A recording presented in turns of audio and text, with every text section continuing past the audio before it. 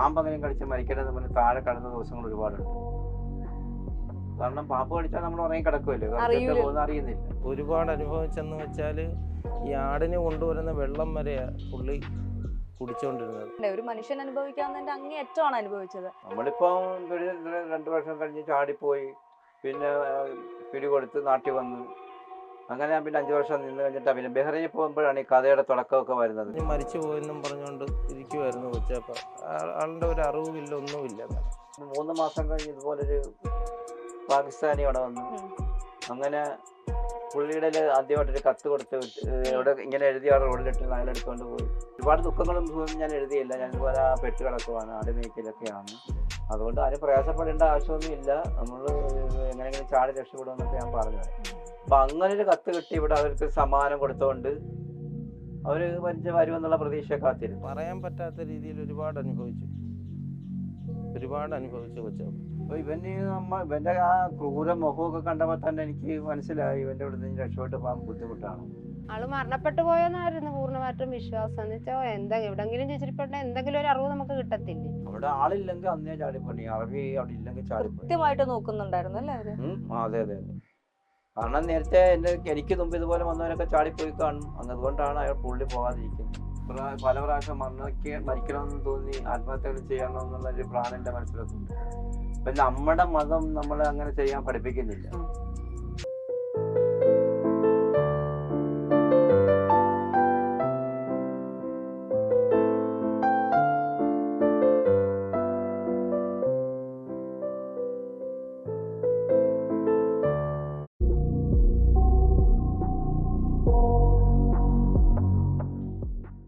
ഞങ്ങളുടെ ചെറുപ്രായത്തിലാണ്, ഞങ്ങൾക്ക് 6 വയസ്സുള്ളപ്പോഴാണ് പുള്ളി അവിടെ നിന്ന് വരുന്നത്, സൗദി അറേബ്യയിൽ നിന്ന് വരുന്നത്. ഒരുപാട് പ്രയാസങ്ങൾ അനുഭവിച്ച്, ദുഃഖങ്ങൾ അനുഭവിച്ച് അവിടെ നിന്ന് വന്ന്. ഞങ്ങൾക്കന്നേരം 6 വയസ്സേ ഉള്ളൂ. അന്ന് ഞങ്ങളൊക്കെ പേടിച്ചു പോകുമായിരുന്നു പുള്ളിയെ കണ്ടപ്പോഴും. എൻ്റെ ചേട്ടനുണ്ട്, എനിക്കൊരു പെങ്ങളുണ്ട്. ഞങ്ങളന്ന് എല്ലാവരും കൂടെ ഒരുമിച്ചായിരുന്നു അന്നേരം അവിടെ നിന്നത്. അങ്ങനെ ഞങ്ങൾ വന്ന് ആളിനെ കണ്ടപ്പോഴേ ഞങ്ങൾ ഭയന്നു പോയി.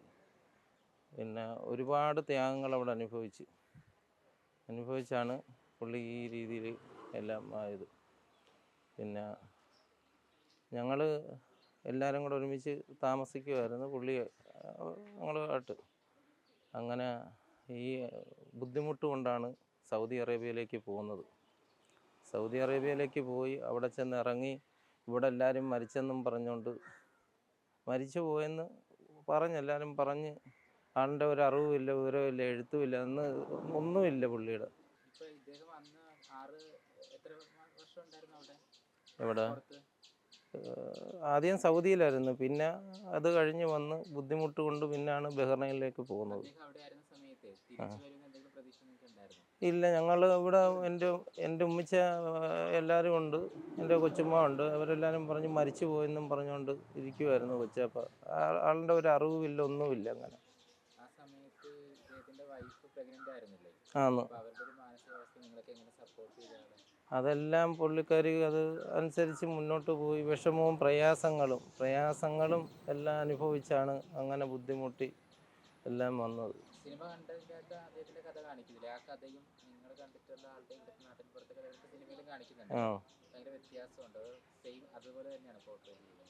അതിനേക്കായി ഒരുപാട് അനുഭവിച്ച് അവിടെ കിടന്ന് ഒരുപാട് അനുഭവിച്ചെന്ന് വെച്ചാൽ ഈ ആടിന് കൊണ്ടുവരുന്ന വെള്ളം വരെ പുള്ളി കുടിച്ചുകൊണ്ടിരുന്നത്. അവിടുന്ന് വരുന്ന ഈ റൊട്ടി എന്ന് പറയും, അത് ഈ ആടിന് കൊണ്ടുവരുന്ന വേസ്റ്റ്, അതെല്ലാം കഴിച്ചാണ് പുള്ളി കഴിച്ചത്. ഇത്രയൊക്കെ താടി വിളിച്ച് ഭീകര രൂപമായിരുന്നു. അങ്ങനെ ആയിരുന്നു. അവിടുന്ന് ഇങ്ങനെ ഓടി വന്ന് എത്രയാണോ പറയുന്നത് കേട്ട് ഒരുപാട് ഓടിയതിന് ശേഷമാണ് ഇതുപോലെ ആളിനെ കണ്ടതുമൊക്കെ.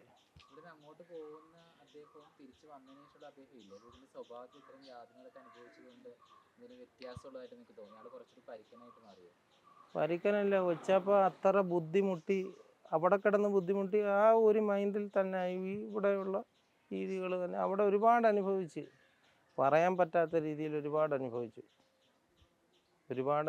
കൊച്ചപ്പ.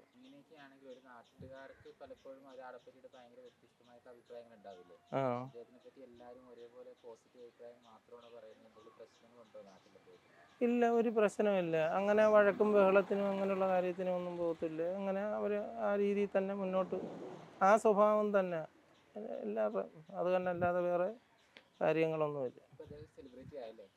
ആന്ന് ഇപ്പം സിനിമ ആയതിനു ശേഷം ആൾക്കാർ ഇപ്പം ഇങ്ങനെ ആൾക്കാർ വന്ന് ഇതുപോലെ വന്നിട്ട് പോകുന്നു. അദ്ദേഹം ശരിക്കും ചെറുപ്പത്തിൽ ഭയങ്കര കരുതലും കെയറൊക്കെ കൊടുത്തോണ്ടിരുന്നത്. നിങ്ങളെയൊക്കെ ശരിക്കും നോക്കിയതൊക്കെ അദ്ദേഹം.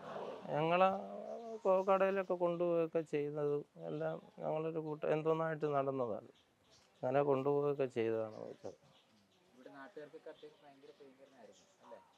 ഇപ്പോഴും അന്നും അന്ന് പണിക്ക് ഇങ്ങനെ പണി കുറവാണല്ലേ, അങ്ങനെ പണി കുറവാണല്ലോ. ഇപ്പം മകൻ ഗൾഫിലാണ് ജോലി ചെയ്യുന്നത്. അപ്പം പോകുന്ന സമയത്ത് ഇക്ക പറഞ്ഞു വന്നിരുന്നോ ഈ പോകണ്ടെന്ന് പറഞ്ഞു? എന്നെ വിടാൻ വലിയ താല്പര്യമൊന്നും ഇല്ലായിരുന്നു. എന്റെ ഇഷ്ടത്തിന് ഞാൻ പോയതാണ്. ആണോ? എന്തുകൊണ്ടാ ഇക്ക? കാരണം ഞാൻ പോയത് നമ്മളിപ്പോ അവിടെ പോയി അനുഭവിച്ചതും കാര്യത്തെ പറ്റിയുള്ള ബുദ്ധിമുട്ടൊക്കെ കൊണ്ടാണ്, നമുക്കുള്ളത് കൊണ്ട് ഇവിടെ തന്നെ എന്തെങ്കിലും ഒരു പണി ചെയ്ത് ജീവിക്കാന്നൊക്കെ ഉള്ള ഒരു പ്ലാൻ ഇട്ടത്. കാരണം ഇപ്പോഴങ്ങനെ സംഭവിക്കത്തില്ല, എന്നാലും ഗൾഫിൽ പോയി ഇങ്ങനെ പൈസ ഉണ്ടാക്കുന്നതിനുള്ള താല്പര്യം എനിക്ക് കുറവായിരുന്നു. കാരണം അങ്ങനെയൊക്കെയാണല്ലേ എനിക്ക് സംഭവിച്ച പോലെ മോന് സംഭവിക്കത്തില്ലെന്ന് ഉറപ്പുണ്ട്. അതല്ല പിന്നെ എല്ലാരും വിട്ടു പിരിഞ്ഞിട്ട് പിന്നെ പോയി നിൽക്കുന്ന ഒരു ദുഃഖം, അതേ ഉള്ളൂ. ഇപ്പൊ സംഭവിക്കില്ല എന്ന് പറഞ്ഞു, അങ്ങനെ ഉറപ്പുണ്ടോ? ഇന്നത്തെ കാലത്ത് ഉറപ്പുണ്ട്. കാരണം എന്ന് പറയാൻ നമ്മളിപ്പോ ഇവിടുന്ന് പോകുന്നത് നല്ല പാള പോലത്തെ മൊബൈലും മറ്റേതും മറിച്ചതും ഒക്കെ ആയിട്ടാണ് പോകുന്നത്. അന്നത്തെ ആ 30 വർഷങ്ങൾക്ക് മുമ്പ് അങ്ങനെയുള്ള സാഹചര്യം ഒന്നും ഇല്ലായിരുന്നു. ഇപ്പൊ നമ്മൾ ഇവിടുന്ന് പോകുന്നത് നമ്മളൊരു കത്ത് എഴുതാൻ വേണ്ടി, അത് കത്തിൽ എഴുതാനുള്ള സാധനങ്ങൾ വരെ ആയിട്ടാണ് അന്ന് പോകുന്നത്. അപ്പോൾ ഇന്ന് അതിന്റെ ആവശ്യങ്ങളൊന്നുമില്ല. ഇന്നിപ്പോ നമ്മളവിടെ ചെന്ന് ഇറങ്ങി കഴിഞ്ഞാൽ നമ്മളെ വിളിക്കാൻ ആൾക്കാർ വരാൻ അന്നേരം തന്നെ ഫോൺ ചെയ്ത് വിവരം അറിയിപ്പിക്കുന്നുണ്ട്. അതുകൊണ്ട് അങ്ങനെയുള്ളൊരു സംഭവം ഇനി ഒരിക്കലും ഉണ്ടാകത്തില്ലെന്നാണ് എൻ്റെ ധാരണ.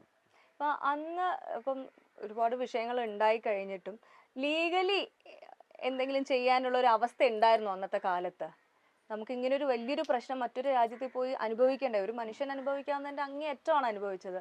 പക്ഷെ അതിന് എതിരായിട്ട് ഇനി ഒരാൾക്ക് സംഭവിക്കരുത് എന്നുണ്ടെങ്കിൽ നമ്മൾ അതിനെതിരായിട്ട് എന്തെങ്കിലും ലീഗലി ചെയ്യണമല്ലോ. പക്ഷെ അന്ന് നമുക്ക് അങ്ങനെ ലീഗലി പോവാനുള്ളൊരു അവസ്ഥ ഉണ്ടായിരുന്നോ ആ കാലഘട്ടത്തിൽ?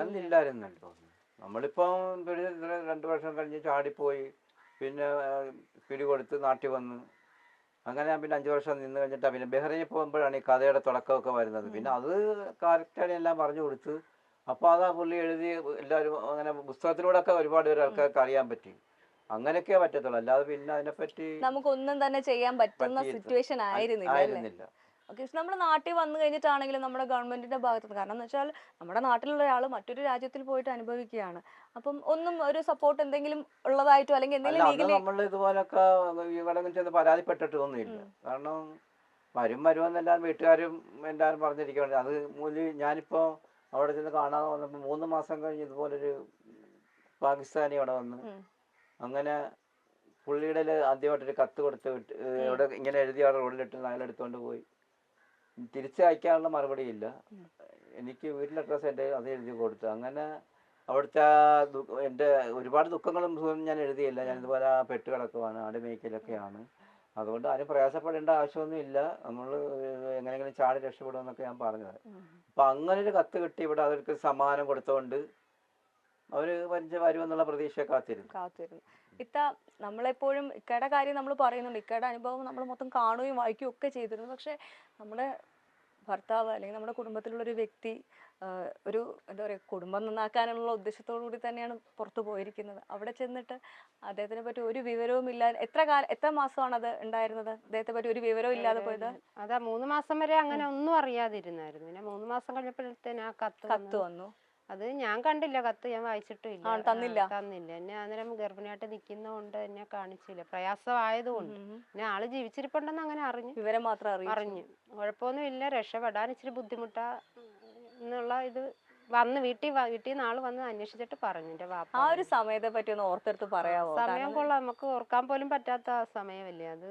ഭയങ്കര ഫീൽ ചെയ്യുന്ന അവസ്ഥയാണ്, നമുക്ക് ഓർക്കാൻ പോലും പറ്റത്തില്ല അത്. മോന് എന്താ ചേച്ചി മനസ്സിൽ വിചാരിച്ചത് എന്തായിരുന്നു ആ സമയത്ത്?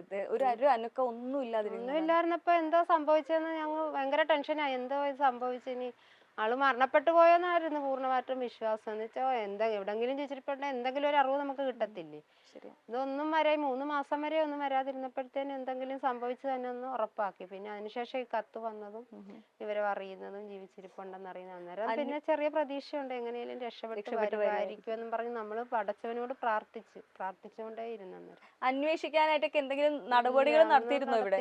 നമ്മൾ ഇവിടെ ഒന്നും നടത്തിയില്ല. അവിടെ നമ്മുടെ ബന്ധുക്കളെല്ലാം വന്ന് അന്വേഷിച്ചു എല്ലാ സ്ഥലവും. പക്ഷെ ഇതവൻ ആരും കണ്ടുപിടിക്കത്തില്ല, അങ്ങ് ഉള്ളിലാണ്. കാരണം അടുത്തൊക്കെ നല്ല ഇതുപോലെ ആട് മേയ്ക്കുന്ന ആടിനെ വളർത്തുന്ന ആൾക്കാരൊക്കെ ഉണ്ട്, റോഡ് സൈഡിലൊക്കെ ഉണ്ട്. പക്ഷെ അവിടെയൊക്കെ അവരെ വന്ന് അന്വേഷിച്ച് ഇതിന്റെ മാർക്കറ്റിലൊക്കെ അവർ പോയി എന്നിട്ടൊന്നും കണ്ടുകിട്ടാൻ പറ്റില്ല. അപ്പോൾ അവര് തിരിച്ചു പോന്നു. അപ്പൊ ഇവിടെ വന്ന് എത്തിപ്പെടത്തില്ല ആരും. കാരണം അങ്ങോട്ട് ഒരു എത്രയോ കിലോമീറ്റർ കണക്കിന് ദൂരമാണ്. കാരണം 1-2 മണിക്കൂറെങ്കിലും വണ്ടി അന്നേരം എന്നെ കൊണ്ടുപോയി ഓടിക്കാണ്. നമ്മുടെ രാത്രിയായിരുന്നു. പിന്നെ ഞാൻ ചാടിയത് തന്നെ 1.5 ദിവസത്തിന്റെ മേളിൽ ഓടിയിട്ടാണ് എത്തിയത്. അപ്പൊ അതുകൊണ്ടൊന്നും അവിടെ ആരും ഒന്നും കണ്ടുപിടിക്കത്തില്ല. ശരിക്കുമുള്ള വിസ എന്തിനുള്ളതായിരുന്നു? ഏത് ജോലി? ഒരു സൂപ്പർ മാർക്കറ്റിലാക്കെന്നും പറഞ്ഞാണ് പോയത്. പക്ഷേ ഞാൻ അവര് വരുന്നതിന് മുമ്പേ എന്നെ ഇപ്പോൾ കൊണ്ടുപോയി കഴിഞ്ഞു. എൻ്റെ നാട്ടുകാരും എൻ്റെ ബന്ധുക്കളും എന്നെ കൊണ്ടുപോകാനായിട്ട് വന്നായിരുന്നു എയർപോർട്ടിൽ. ഞാൻ താമസിച്ചായിരുന്നു ഇറങ്ങിയപ്പോൾ എല്ലാവരും പോയി. പിന്നെ ലാസ്റ്റ് ഇറങ്ങിയപ്പോൾ ആരെയും കാണുന്നില്ല. അങ്ങനെ ഒരാളിങ്ങനെ നിൽക്കുന്നുണ്ട്. ഞാനിങ്ങനെ അവിടെ ഇങ്ങനെ നിൽക്കുന്നുണ്ട്. പുള്ളി എൻ്റെ അടുത്തോട്ട് വന്നിട്ട് ചോദിച്ചു, അന്ന് പാസ്പോർട്ട് കാണിക്കാൻ പറഞ്ഞു. അങ്ങനെ കാണിച്ചപ്പം വാന്നും പറഞ്ഞ് കയറ്റിക്കൊണ്ട് പോയി. അങ്ങനെയാണ് പെട്ടുപോയതായിരുന്നു. ഈ ഒരു നമുക്ക് അറബാബ് എന്നുള്ള സംഭവം നമ്മളെ മനസ്സിലുണ്ട്. നമ്മൾ വായിക്കുമ്പോൾ നമ്മൾ വായിക്കുന്ന ഓരോ ആൾക്കാരും മനസ്സിലൊരു വിഷ്വൽ കൊടുക്കുന്നുണ്ടാവും. ഇപ്പൊ സിനിമ കണ്ടപ്പം സിനിമ ചെയ്ത ആള് ഇക്കടെ മനസ്സിൽ അദ്ദേഹത്തിന്റെ ആ ഒരു രൂപം ഒന്നൊന്ന് ഓർത്തെടുക്കുമ്പോൾ അദ്ദേഹത്തിന്റെ രൂപം ഒരു ഭീകര രൂപമാണ് ഇപ്പോഴും എൻ്റെ മനസ്സിൽ. കാരണം നമ്മളെ അതുപോലെയാണ് കാണുന്നത്. നമ്മളെ അവിടെ നിന്ന് പിടിച്ചുകൊണ്ട് വന്നിട്ടും അയാൾ നമുക്കൊരു നല്ലൊരു ഇത് തരുന്നില്ല, നല്ലപോലെ ഭക്ഷണം തരുന്നില്ല, നാട്ടിലേക്ക് വിളിക്കാനുള്ള ഇത് തരുന്നില്ല, കിട്ടുന്നില്ല, ഒരു കത്തയക്കാൻ പറ്റുന്നില്ല. അയാളുടെ അടിമയായിട്ട് അവിടെ കൊണ്ടിട്ടു. അയാളെ ശരിക്കും അയാൾ എന്തൊക്കെയാ ചെയ്തിരുന്നത്? അയാള് ഈ പറഞ്ഞ പോലെ ഒരുപാട് അയാൾക്ക് ഒരു മസ്ര എന്ന് പറയുന്ന സംഭവം ഒന്നും തന്നെ ഉള്ളൂ എന്നറിയാവോ? ഒരു നില ഉള്ളെങ്കിലും അതിനകത്ത് 10-700 ആടുമുണ്ട്, 10-24 ഒട്ടവും ഉണ്ട്. ഒട്ടകത്തിനെ പിന്നെ നമ്മൾ വല്ല തീറ്റ കൊടുത്താൽ മാത്രം മതി. പിന്നെ തീറ്റ കൊടുത്ത് കഴിച്ചാൽ അങ്ങ് വയ്ക്കുള്ളൂ. ആടിനെയാണ് ബുദ്ധിമുട്ട് നോക്കുന്നതിന്. അല്ലാതെ അന്നേരം എൻ്റെ പുള്ളിയുടെ ജ്യേഷ്ഠനുണ്ട്, അയാളാണ് ആഴ്ചയിലൊക്കെ വന്ന് മാർക്കറ്റിലേക്ക് ഇതിനെ കൊണ്ടുപോകുന്നത്. ആഴ്ചതോറും വന്ന് കൊണ്ടുപോകും അറുക്കാനായിട്ട്, വിൽപ്പന. മാർക്കറ്റിൽ കൊണ്ടുപോയി വിൽക്കുക. എന്നിട്ട് വീണ്ടും എന്നും പ്രസവങ്ങളല്ലേ, ഇത് ഇഷ്ടംപോലെ കിടക്കുമല്ലേ. അതിനെ വളർത്തി വിൽപ്പനയാണ് അവരുടെ ജോലി. ജ്യേഷ്ഠൻ്റെ ആയിരിക്കും. പക്ഷെ ഇയാള് ഒരുപാട് എന്നെ ഒരു ആൾക്കാരെ നോക്കാനായിട്ട് മാറി ഇരിക്കുകയാണ്. ഇയാൾക്ക് ഭാര്യയും മക്കളൊന്നുമില്ല, പോത്തുമില്ല. ഏതോ ഒരു സമയത്ത് അങ്ങനെ പോവുകയാണെങ്കിൽ മറ്റേ പുള്ളിയോടെ വന്നിരിക്കും. അങ്ങനെയാണ്. അല്ലെങ്കിൽ ഞാൻ അന്ന് തന്നെ ചാടി അവിടെ നിന്ന് പോയത്. അവിടെ ആളില്ലെങ്കിൽ അന്നേ ചാടിപ്പോയി. അറബി അവിടെ ഇല്ലെങ്കിൽ ചാടിപ്പോയി. നോക്കുന്നുണ്ടായിരുന്നു അല്ലേ അവര്? അതെ. കാരണം നേരത്തെ എനിക്ക് മുമ്പ് ഇതുപോലെ വന്നവരൊക്കെ ചാടിപ്പോയി കാണും. അതുകൊണ്ടാണ് അയാൾ പുള്ളി പോകാതിരിക്കുന്നത്. ഈ ഒരു എന്താ പറയാ, നമ്മള് വളരെ സിമ്പിൾ ആയിട്ട് ലൈറ്റ് ആയിട്ടൊക്കെ പറയുന്ന പോലെയുള്ള ഒരു അവസ്ഥയല്ല എന്നുള്ളത് കാണുന്നവർക്കും അറിയാം. എങ്ങനെയാ നമുക്ക് മരുഭൂമി എന്നൊക്കെ പറഞ്ഞു കഴിഞ്ഞാൽ വായിച്ചും ഈ പറഞ്ഞ പോലെ കണ്ടുള്ളൊരു അനുഭവം. പക്ഷെ നമ്മൾ നേരിട്ട് പോയി അവിടെ എത്തുമ്പോൾ നമുക്കൊരു സന്തോഷത്തിന് വേണമെങ്കിൽ ഒരു അരമണിക്കൂറിന് ഈ സഫാരി അടിച്ചിട്ട് വരുന്നത് പോലെ അല്ലല്ലോ അവിടെ പോയി പെട്ടുപോകുന്നത്. എങ്ങനെയായിരുന്നു ആ ഒരു അനുഭവം? എന്താ ശരിക്കും അതിന്റെ ഒരു ഭീകരത എങ്ങനെയാണ്? ഭീകരത എന്ന് പറഞ്ഞാൽ ഞാൻ എയർപോർട്ടിൽ നിന്ന് കൊണ്ടുപോകും തോറും വണ്ടി ഇങ്ങനെ ഓടിക്കൊണ്ടിരിക്കുകയാണ്. മരുഭൂമികളിൽ തന്നെ വണ്ടി ഓടുക. അപ്പോൾ ഞാനവിടെ എയർപോർട്ടിൽ ഇറങ്ങിയപ്പോഴുള്ള കണ്ട ആൾക്കാരല്ലാതെ പിന്നെ ഒരാളിനെ ഞാൻ കണ്ടിട്ടില്ല. പിന്നെ വേറും വണ്ടി മരുഭൂമികളിൽ തന്നെ പോകണം. അപ്പോൾ എൻ്റെ മനസ്സിലിങ്ങനെ ആലോചിക്കുന്നുണ്ട്, ഈ നമ്മുടെ നാട്ടിൽ നിന്നൊക്കെ ഒരുപാട് ആൾക്കാർ ഗൾഫിൽ വന്ന് നല്ല ജോലിയൊക്കെ ചെയ്ത് പൈസ ഉണ്ടാക്കി വലിയ വീടൊക്കെ വെക്കുന്നു. ഈ ആൾക്കാരൊക്കെ ഏത് സ്ഥലത്താണ് എന്നൊക്കെയുള്ള ചിന്ത മനസ്സിലിങ്ങനെ വരുവാണ്. അങ്ങനെ വന്ന് കുറച്ച് ഓടും തോറും ഈ മരുഭൂമികളിൽ തന്നെ ഓടുവാണ്. അന്നേരം എൻ്റെ മനസ്സിൽ പിന്നെ ആലോചിച്ചത്, അപ്പോൾ പണ്ടൊക്കെ ഇതുപോലെ കേട്ടിട്ടുണ്ടല്ലോ, നമ്മുടെ ആൾക്കാരൊക്കെ പണ്ട് പോയിട്ട് ആടുമേക്കലൊക്കെ ആയിട്ട് വീട്ടിൽ പിന്നെ കത്തും പിന്നെ അങ്ങനെ പലരുടെ ഒരു അറിവ് പോലും ഇല്ലാത്ത ഇതൊക്കെ ഉണ്ടല്ലോ. അപ്പം അതുപോലെ അങ്ങനെ ആണോ ഇതൊന്ന് ചിന്തിച്ചു. പക്ഷെ ആ ചിന്ത മനസ്സിൽ വന്ന ചിന്ത അതേ കറക്റ്റായിട്ട് തന്നെ അവിടെ ചെന്ന് അനുഭവിക്കുമായിരുന്നു. അത് തന്നെ വന്നു. ആ മണ്ണ് കണ്ടപ്പോഴാണോ മനസ്സിലായത് ഇതിലേക്കാണ്? മരുഭൂമിയിലൂടെ തന്നെ വണ്ടി ഓടുന്ന കണ്ടപ്പോഴാണ് എനിക്ക് അറിയത് മരുഭൂമി ഇത് ആടുമേക്കല എന്നുള്ള പണി തന്നെ ആയിരിക്കും എൻ്റെ മനസ്സിൽ. ഒരേ വണ്ടി അരമണിക്കൂർ ഇങ്ങനെ കൂടുതൽ ഓടും തോറും എൻ്റെ മനസ്സിൽ തോന്നുന്നു. അപ്പോഴേ ഞാൻ കരയാൻ തുടങ്ങി. അപ്പോൾ എനിക്ക് മനസ്സിലായി സംഭവം ഇത് തന്നെ ഇതാണ്. അവിടെ ചെന്നപ്പോൾ ഇതുപോലെ നിൽക്കുന്നു 10-700 ആടും കുറേ ഒട്ടമൊക്കെ ആയിട്ട് നിൽക്കുന്നു. ഇപ്പോഴേ ഞാൻ തലയടിച്ച് കരയുക. കാരണം ഇനി ഒരു കാണാൻ രക്ഷപ്പെടാൻ പാടാണ്. കാരണം ഞാൻ വരുമ്പോൾ എൻ്റെ ഭാര്യ 8 മാസം ഗർഭിണിയാണ്. ഇത് എന്ത് ഇനിയാണ്, എങ്ങനെ വിവരം അറിയും എന്നൊക്കെ. അന്നേരം എനിക്ക് പ്രതീക്ഷ ഉണ്ടായിരുന്നു, ഇത് കത്തെങ്കിലും അയക്കാനുള്ളൊരു ഇതൊക്കെ കിട്ടുമെന്നുള്ളൊരു പ്രതീക്ഷയും ഉണ്ടായിരുന്നു. പക്ഷെ അതൊന്നും ഇല്ലായിരുന്നു. നമ്മളൊരു വലിയ പ്രതീക്ഷയോടുകൂടിയാണല്ലോ ഇവിടുന്ന് വിമാനം കയറി പോവുക എന്ന് പറയുന്നത്. അവിടെ ചെന്ന് ഒരാളുടെ ലൈഫിൽ ഇനി ഇതിലും വലിയൊരു ട്രാപ്പിലേക്ക് എത്തിപ്പെടാനില്ല. അങ്ങനെ ഒരു സ്ഥലത്തേക്ക് കഴിഞ്ഞു, എൻ്റെ ജീവിതം കഴിഞ്ഞു എന്നുള്ളൊരു തോന്നൽ വന്നത് എപ്പോഴായിരുന്നു?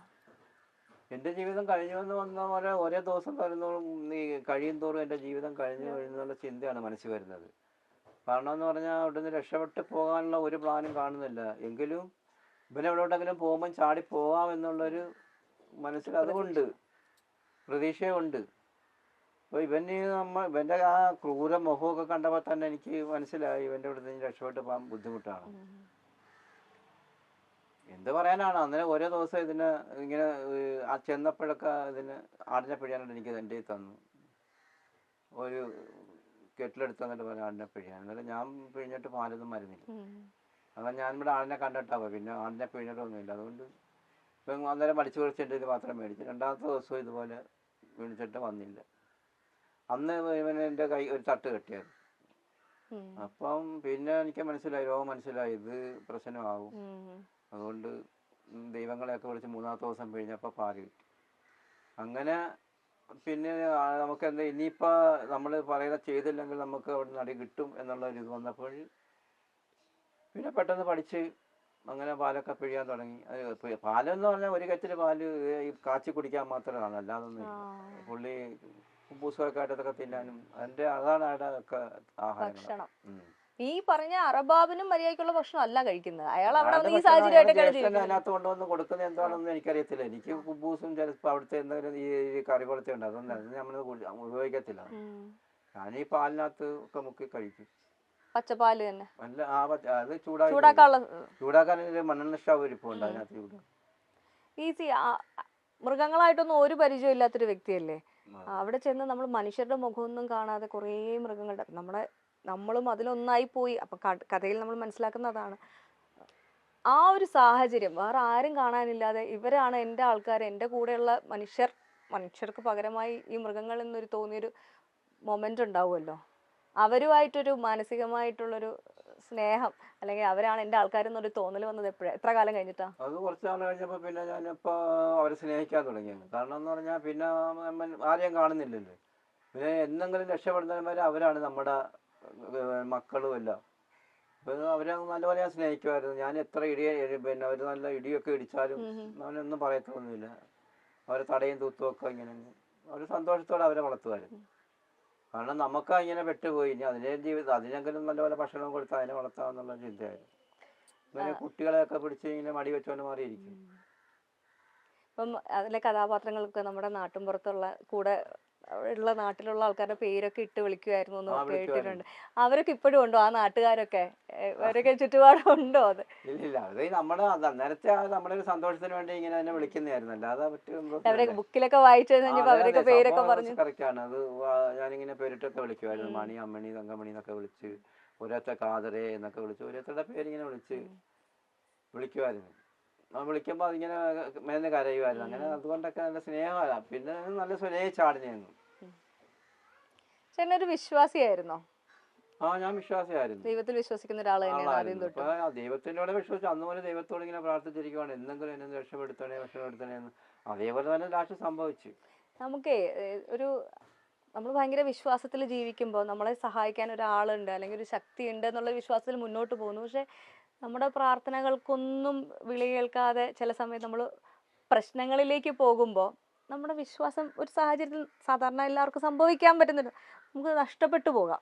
അങ്ങനെ ഒരു സാഹചര്യം വല്ലതും വന്നിട്ടുണ്ടായിരുന്നു? ഇല്ല, അത് കാരണം എന്ന് പറഞ്ഞാൽ എനിക്ക് എൻ്റെ മനസ്സിൽ എന്തെങ്കിലും രക്ഷപ്പെടുത്തും എന്നുള്ളൊരു ചിന്തയാണ്. കാരണം എന്ന് പറഞ്ഞാൽ ഞാൻ മരണത്തോട് പല പ്രാവശ്യം മരിക്കണമെന്ന് തോന്നി ആത്മഹത്യകൾ ചെയ്യണമെന്നുള്ളൊരു പ്ലാൻ എൻ്റെ മനസ്സിലൊക്കെ ഉണ്ട്. അപ്പം നമ്മുടെ മതം നമ്മളെ അങ്ങനെ ചെയ്യാൻ പഠിപ്പിക്കുന്നില്ല.